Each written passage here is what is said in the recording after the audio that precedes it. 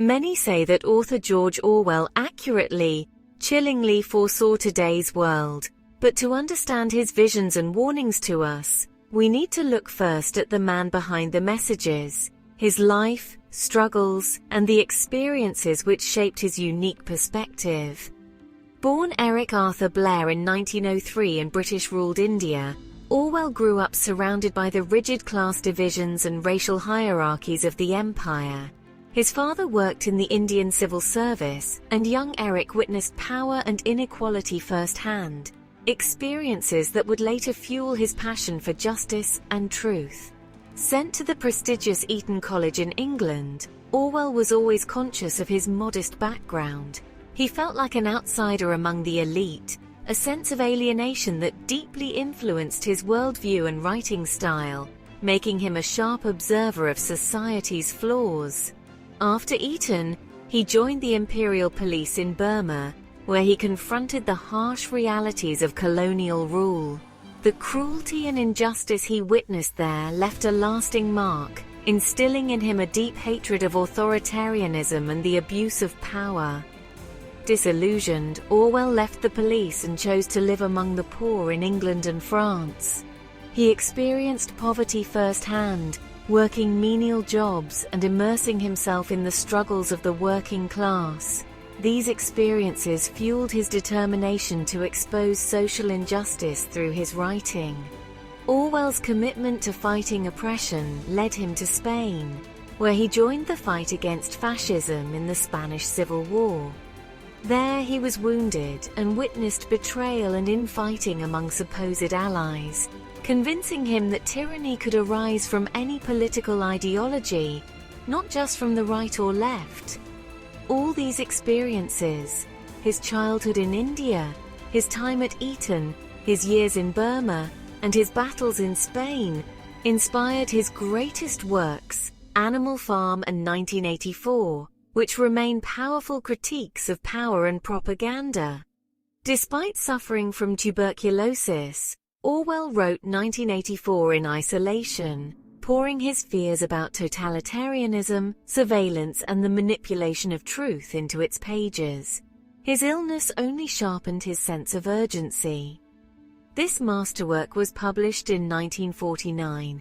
Orwell died in 1950, just 46 years old, but his warnings about unchecked power, constant surveillance, and the fragility of truth remain more relevant than ever in our modern world. 1984 is a dystopian novel centered on Winston Smith, who lives under the oppressive, totalitarian rule of Big Brother and the Party in London, England, within the state of Oceania. Winston rebels by keeping a diary, then having a secret affair with Julia, but they're eventually caught by the Thought Police and tortured until finally, Winston betrays Julia and loves Big Brother. Orwell deploys straightforward, direct, concise prose, creating a bleak, matter-of-fact tone that perfectly reflects the oppressive nature of Winston and Julia's dystopian world. He uses minimal flourish with short, clear sentences and simple, everyday language to convey complex ideas, often in a detached, journalistic style, but with random bursts of sharp imagery and ironic humor to demonstrate the psychological impact of life under the Party. Incredibly, George foresaw a future world using many forms of artificial intelligence, such as facial recognition and speak-right, which we now have, though he didn't use the term AI. In his 1947 essay, The Prevention of Literature, he even warned that future authoritarian societies would increasingly use mechanization to produce both prose and music for brainwashing purposes, leading to the death of real creativity and genuine human literature. Today's avalanche of AI-generated artwork, music, animation, and prose fiction for the e-book market seem to bear out this visionary author's darkest fears for the future of real art and culture. Some books change more than minds, they change language itself. 1984 gave us phrases like, "Big Brother is watching you," "Thought Police," and "double think." Even Orwellian has become shorthand for oppressive, manipulative systems. The novel's concepts are so clear and memorable that they've become tools for recognizing and resisting control. Orwell understood that language shapes thought. In the book, the party invents newspeak to make rebellious ideas unthinkable. Today we see echoes of this in political jargon and euphemisms that obscure reality. The book's vocabulary helps us spot manipulation and defend against it. When governments expand surveillance or twist the truth, Orwell's words give us a way to talk about it. 1984 armed us with a language of resistance. That's why its words are still spoken around the world. The image of Big Brother, watchful, omnipresent, defines 1984. In Orwell's world, telescreens monitor every move, erasing privacy and enforcing conformity. For years, this seemed like dystopian fantasy. But today, surveillance is everywhere. Cameras on streets, phones tracking us, and our online lives recorded by corporations and governments. Unlike Orwell's single, all-powerful state, today's surveillance is fragmented, sometimes voluntary, sometimes imposed. We trade privacy for convenience, often without thinking. After events like terrorist attacks, many accept more surveillance for a sense of safety. Yet the network watching us is, in reality, far more extensive than Orwell imagined. The 2013 Edward Snowden revelations of massive secret surveillance by American agencies on citizens and governments around the world exposed just how real mass surveillance has become. Documents that whistleblower Snowden released in December of that year showed that the NSA, the CIA, and Britain's GCHQ even spied on users of Second Life, Xbox Live, and World of Warcraft. Suddenly, Big Brother didn't feel fictional at all. Orwell's warning about the dangers of constant observation is now a daily reality. Doublethink, believing two contradictory things at once, was a truly prophetic idea. In Oceania, it's how the party rewrites history and controls reality. Today we see echoes in alternative facts and the blurring of truth in politics and media. In 2017, 1984 suddenly topped bestseller lists in the United States again. Why? Because Kellyanne Conway, Donald Trump's media advisor, described outright lies told by White House Press Secretary Sean Spicer as alternative facts, bringing Orwell's dystopia instantly to mind.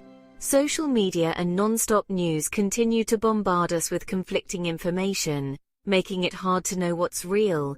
Fake news and echo chambers reinforce beliefs, while objective facts lose ground to emotion and group identity, which feed on the long-standing human foible of easily assumed tribalism. Orwell foresaw that undermining truth is the ultimate tool of control. If people doubt their own senses, they're easy to manipulate. The battle for truth is central to our times. When we lose a shared reality, equity and justice themselves are at risk. Who controls the past controls the future. Who controls the present controls the past. In 1984, Winston Smith's job is to rewrite history so the party is always right. By erasing or altering records, the party destroys any standard for judging the present. If people can't remember the past, they can't challenge the present.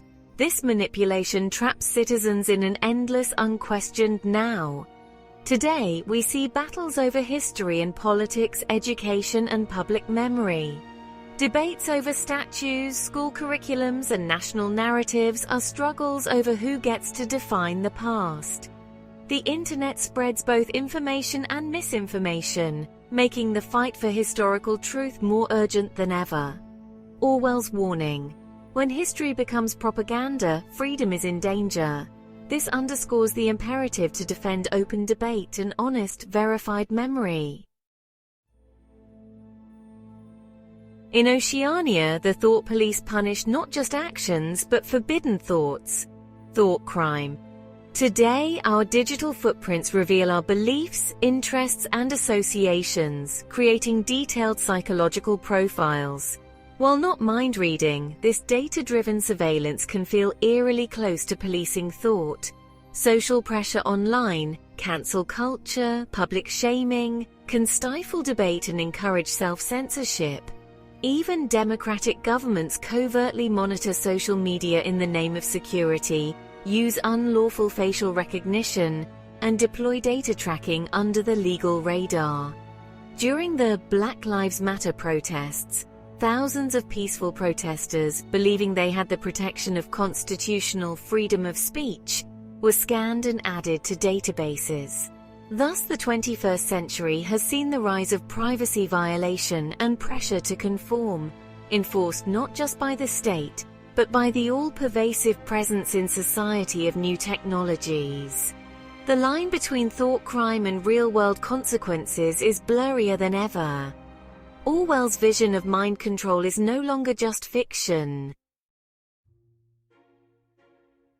Orwell imagined surveillance as a tool of the state, a faceless government watching every move. But today, the landscape has shifted. Corporations are the new watchers, quietly observing us from behind screens and algorithms. Surveillance capitalism, a term introduced by Shoshana Zuboff, describes how tech giants like Google and Amazon have built empires by collecting, analyzing, and monetizing our personal data. Every search, like, and click becomes a data point, fueling a vast ecosystem of targeted advertising and behavioral prediction. We willingly trade our privacy for free services, often without realizing the true cost. In this digital marketplace, we are not just consumers.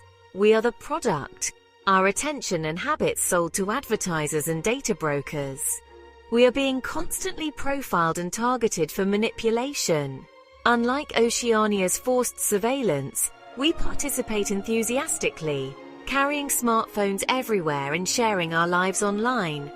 Our digital footprints grow with every post, check-in, and selfie, creating detailed profiles that can be used to influence our choices. State and corporate surveillance now overlap in complex ways. Governments increasingly access corporate data for law enforcement, intelligence, and even political purposes, blurring the lines between public and private power. When that next drone flies over, it could be anyone's. This fusion creates a new, subtle form of control, less visible than Orwell's telescreens, but potentially more pervasive. Surveillance is woven into the fabric of daily life, often unnoticed and unquestioned. We've become both the watched and the watchers, documenting ourselves for profit, validation, and even power. Our desire for connection and recognition feeds the very systems that monitor us.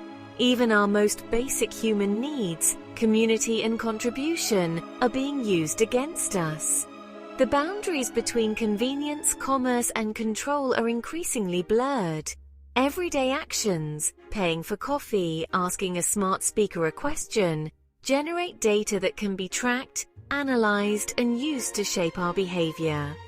Orwell's warnings now apply not just to governments, but to the digital empires shaping our lives. These companies influence what we see, what we buy, and even how we think. And through essential technologies, like communication and weapons manufacture, influence governments. The challenge is to recognize and resist new surveillance, to demand transparency, protect our privacy, and reclaim control over our digital lives, lest Orwell's dystopian future becomes real. 1984 remains a touchstone whenever reality feels Orwellian. Sales of the book always spike during political crises, as they did after Edward Snowden's surveillance leaks, or the Trump White House's alternative facts controversy. The novel helps people make sense of threats to truth and freedom. Globally, it's inspired resistance movements, circulated in secret under dictatorships, and symbolized protest. The number 1984 is graffiti in conflict zones, a shorthand for oppression.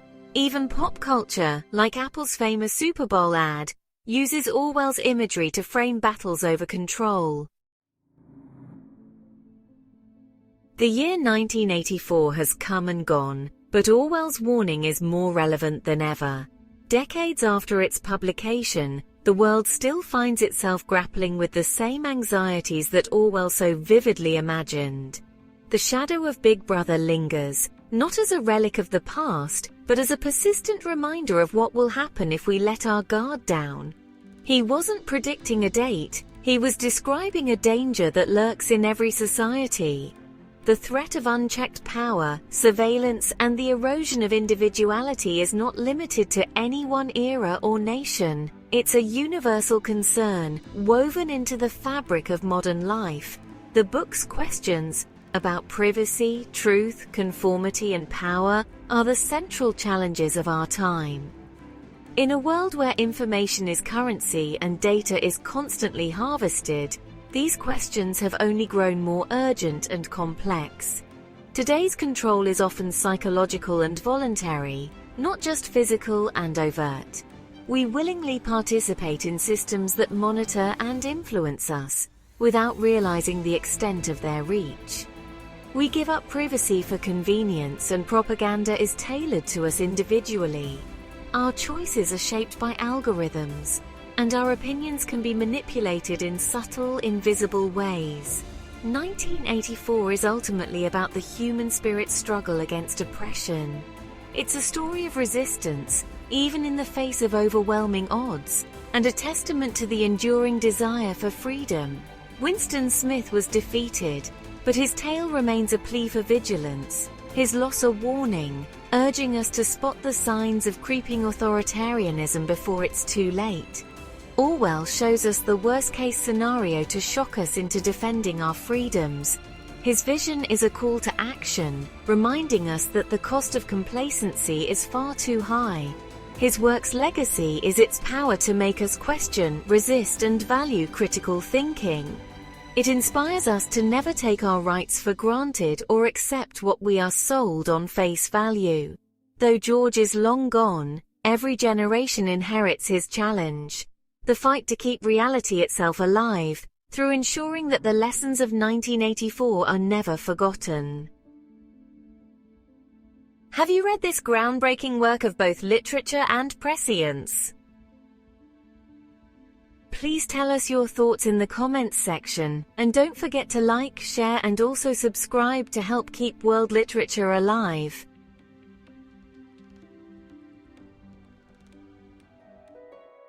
While Orwell's mission was to incite awareness in the face of control, even before his time, other literary greats took intellectual resistance further. Check out Leo Tolstoy's Spiritual Anarchy, back in episode 37.